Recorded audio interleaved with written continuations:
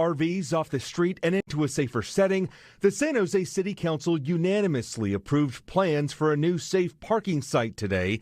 It's a proposal that already faced strong opposition from people in nearby neighborhoods, some who protested outside the entrance to City Hall before today's vote. Like right now, it's too close to the residential area. That's the problem. The safe RV parking lot would allow up to 85 RVs to set up long term. Opponents say they worry about safety and want to know if the homeless living there would be screened. If all the neighbors in the surrounding area are opposing this plan, it means this is not a good plan. It'll be placed on a 6-acre property at 1300 Berryessa Road, about a mile from the BART station. The city will lease the vacant lot from a developer for the next 10 years at a price of nearly $19 million. They are moving people from one place to another, like a musical chair, just displaced. They are not solving the problem. We're going to have security, supportive services, and other things that the residents need. Councilman David Cohen proposed the property as an option as it is in his district, saying it used to be a truck depot, adding it's more than a mile and a half away from the nearest school. He argues it'll work better for everyone to bring the homeless parked on the street to this lot. But if we have a place where they can go and be stable, there would be no reason for them to move from place to place. This is actually a solution that gives them an opportunity to have services and be stable in one spot. Mayor Matt Mahan says it's a much-needed solution, noting there are at least 400 RVs parking in various San Jose neighborhoods right now. We need change. We need to accelerate solutions and address unsheltered street homelessness.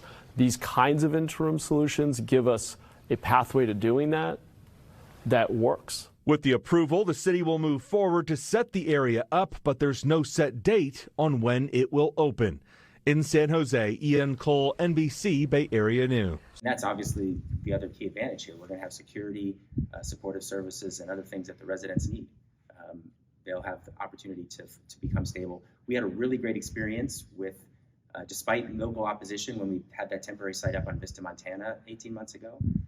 All the people who moved onto that site ended up being placed somewhere and becoming more stable because they were there and had a supportive service available to them and people to help them. We were very excited when individuals, because they went there and had a place they could leave their RV and their materials during the day and go look for a job. One woman found a job and she was all excited about it, and then she ended up being able to move into some housing. That's not something that's available to people when they're living on the street and worried about their belongings and their just day-to-day existence. This site is also unique in the fact that it has a large piece of property, a big fence around it that will have security and services and rules that people have to follow. And once they're in a site, it's very different than what you see in unsanctioned locations on the street. And you're right, that's one of the big misconceptions about these sites. People are imagining that you're taking what's being seen on the street and kind of moving it wholesale and dumping it somewhere else. What you're doing here is you're actually providing, especially in the RV case, you're providing electrical hookup. You're providing a way of people disposing of their waste rather than dumping it out onto the street and into the gutter. You're giving them a water hookup and all the things that they don't have when they're out on the street. It makes a huge difference in the environment and in how people behave.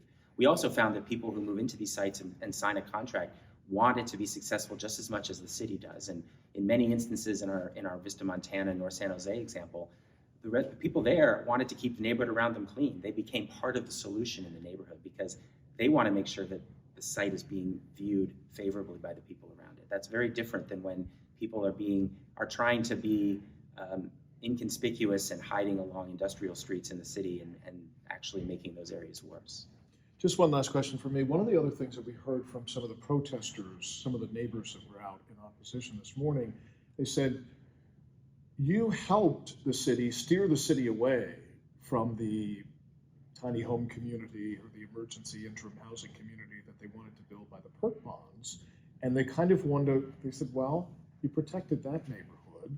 Why aren't you doing the same for ours? Yeah, that's a great question. I think it's really important to make the distinction between those two sites, first of all.